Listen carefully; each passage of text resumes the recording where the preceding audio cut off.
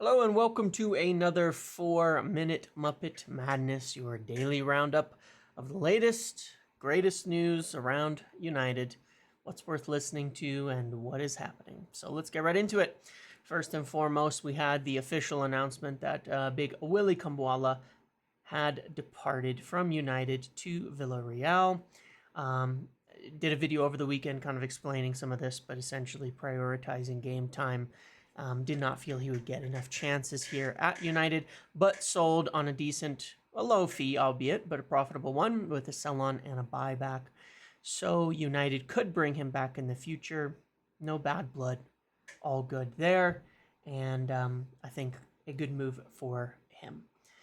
Moving on from that, we had sort of a generalized update from Sky Sports that we're continuing to work on Ligt and Gerard Braithwaite. See, it's interesting we haven't walked away from Braithwaite. It's the other thing I mentioned over the weekend. And they're continuing to wait on Lenny Yoro. Now, it says we've held positive talks with Bayern over Ligt while Braithwaite remains a strong option. Then it's interesting in that it lists us talking to Jonathan Tah, or at least checking in on his situation. He's obviously the replacement for Matthijs de Ligt at Bayern. A little bit odd. That one, 28 years old, I'm not sure I quite buy all of that. But the situation with the center back side of things still remains rather interesting, where I feel as though we're waiting on Euro before we decide what to do on Braithwaite and de Ligt.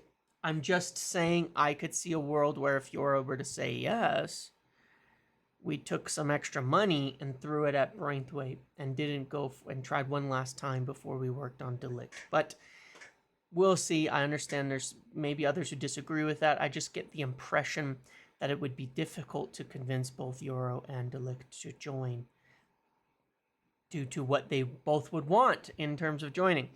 Otherwise, it says that talks remain open on Ugarte. United continue to put the word out that they have other options. We just haven't heard any of them. And that is still there. There's some other little reports about Ugarte continuing. We're still expecting Saudi clubs to formalize strong interest in Casemiro. And I think that, of course, is where it is key. When it comes to the fullback side of things, as mentioned there again, Wan-Bissaka and West Ham of interest. I've talked about that recently. There was no imminent bid for Wan-Bissaka. It did not come. They're still working on, I believe, Kyle Walker-Peters, trying to get a deal done there before they turn to an alternate target like Wan-Bissaka. Wan-Bissaka, similar to Lindelof in going into his final year with the option already triggered, that they'll want to move on. That is something that United are prioritizing, whereas with players like Maguire and Mctominay, who they can extend for another year with an option, they're not in an absolute rush to sell. But this is a pretty decent summary of things ongoing and continuing to happen there.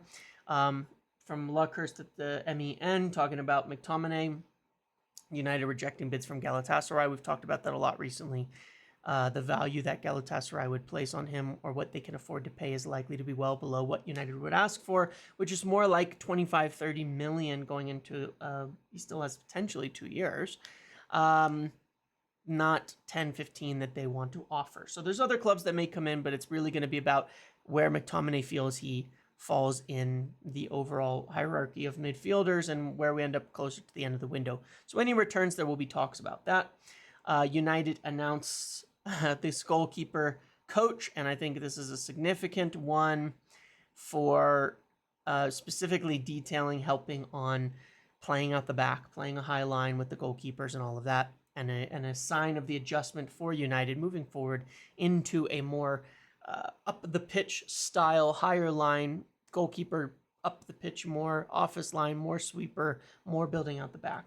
And then Gianluca Di Marzio says that tonight we should get the final yes from Greenwood to go to Marseille, while the other clubs have kind of fallen away. However, as of now, it is midnight in Italy and nothing. So another bad deadline from Di Marzio, I'm not sure, but hopefully we get some news on this shortly, as everybody's just waiting to hear from Mason Greenwood on what decision he makes. And I think once he is actually sold, it will help us make further offers on our business. So that is the main news from today, as well as, of course, United playing in their first preseason game, a 1-0 loss. That wasn't very good, but, was to be expected. That's what we have. Hopefully, I can bring something of interest tomorrow in terms of information to the podcast and such with Phil, as I'm following up on everything that is ongoing. But United continuing their center back pursuit without clarity yet.